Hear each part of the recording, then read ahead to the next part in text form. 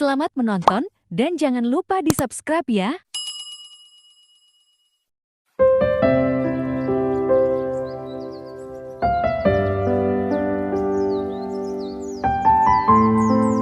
Di sebuah desa nelayan yang kecil dan terpencil di pesisir Kalimantan, hiduplah seorang janda tua bernama Inai Balu. Ia hidup dalam kemiskinan, mengandalkan hasil laut yang tak seberapa untuk menyambung hidup.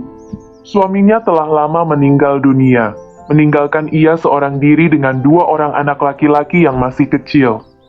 Kedua anak Inai Balu itu bernama Bujang Selamat dan Bujang Senang. Mereka tumbuh menjadi anak-anak yang tampan, cerdas, dan rajin.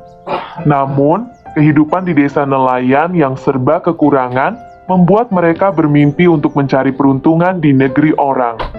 Mereka ingin mengubah nasib keluarga mereka dan mengangkat derajat ibunda tercinta. Suatu hari, Bujang Selamat dan Bujang Senang memutuskan untuk merantau. Dengan berat hati, Inai Balu melepaskan kedua anaknya pergi. Ia berpesan agar mereka selalu ingat kampung halaman dan tidak melupakan ibunda yang telah membesarkan mereka dengan penuh kasih sayang. Anak-anakku, pergilah dengan restu ibu. Carilah ilmu dan pengalaman di negeri orang. Tapi ingatlah, jangan pernah lupakan kampung halaman dan ibu yang selalu mendoakan kalian. Pesan Inai Balu dengan air mata berlinang. Bujang Selamat dan Bujang Senang berjanji akan selalu mengingat pesan ibunda mereka. Mereka kemudian berlayar meninggalkan kampung halaman, menuju negeri yang penuh dengan harapan dan impian. Setelah berbulan-bulan mengarungi lautan, akhirnya Bujang Selamat dan Bujang Senang tiba di sebuah kota pelabuhan yang ramai dan makmur. Mereka bekerja keras dan belajar berbagai macam keterampilan. Berkat kecerdasan dan kerja keras mereka, Bujang Selamat dan Bujang Senang berhasil meraih kesuksesan di negeri orang. Bujang Selamat menjadi seorang saudagar kaya raya, memiliki banyak kapal dagang dan gudang-gudang yang penuh dengan barang dagangan. Sementara Bujang Senang menjadi seorang ahli strategi dan penasihat kerajaan, dihormati dan disegani oleh banyak orang. Setelah bertahun-tahun merantau, Bujang Selamat dan Bujang Senang memutuskan untuk kembali ke kampung halaman. Mereka ingin menunjukkan kesuksesan mereka kepada ibunda tercinta dan membahagiakannya di hari tua. Mereka mempersiapkan sebuah kapal yang megah dan mewah, penuh dengan barang-barang berharga dan hadiah untuk Inai Balu. Kapal itu dihiasi dengan emas dan permata, layarnya terbuat dari sutra terbaik, dan awak kapalnya terdiri dari para pelaut dan pengawal yang terlatih. Bujang Selamat dan Bujang Senang merasa bangga dengan pencapaian mereka. Mereka yakin bahwa Inai Balu akan sangat senang dan terharu melihat kesuksesan kedua anaknya. Namun, seiring dengan bertambahnya kekayaan dan kekuasaan, hati Bujang Selamat dan Bujang Senang mulai berubah. Mereka menjadi sombong dan angkuh.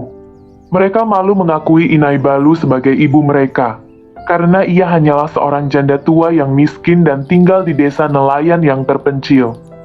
Bagaimana mungkin kita, saudagar kaya dan penasihat kerajaan, memiliki ibu seorang janda tua yang miskin? Orang-orang akan menertawakan kita, kata Bujang Selamat kepada Bujang Senang.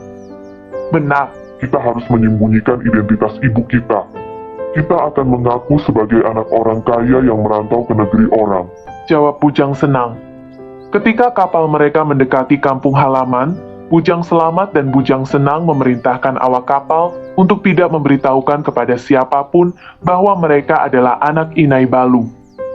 Mereka berencana untuk menyembunyikan identitas ibu mereka dan mengaku sebagai orang asing yang datang berkunjung. Berita tentang kedatangan kapal megah itu sampai ke telinga Inai Balu. Ia sangat senang dan bersemangat. Ia yakin bahwa kedua anaknya telah kembali. Ia segera pergi ke pantai untuk menyambut mereka.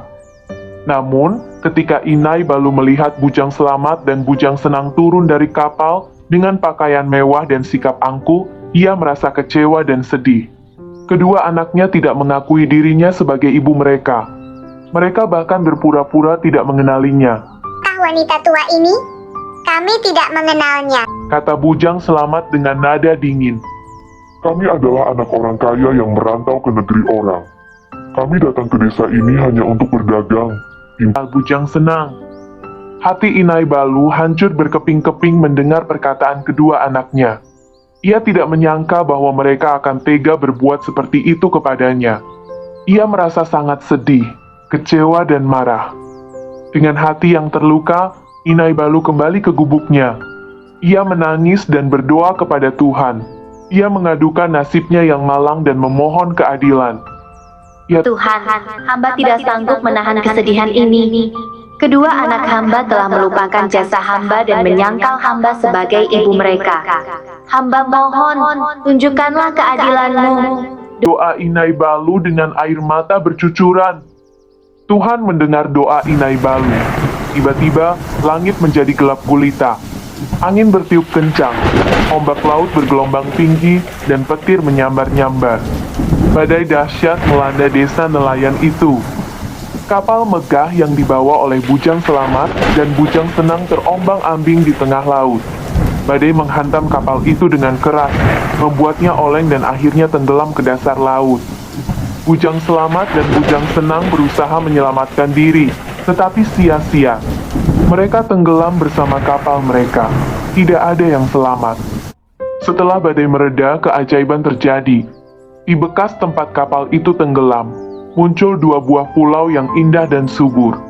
Kedua pulau itu kemudian dikenal dengan nama Pulau Belumbak. Konon, kedua pulau itu adalah jelmaan dari kapal megah yang tenggelam bersama Bujang Selamat dan Bujang Senang. Pulau yang lebih besar adalah jelmaan dari Bujang Selamat, sedangkan pulau yang lebih kecil adalah jelmaan dari Bujang Senang.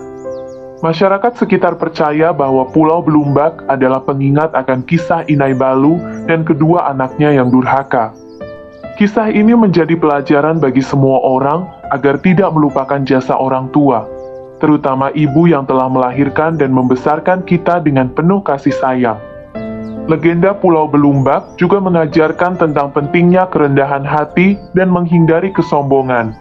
Kesombongan dapat membutakan hati dan membuat kita lupa diri, sehingga kita bisa melakukan perbuatan yang tercela dan menyakiti orang lain.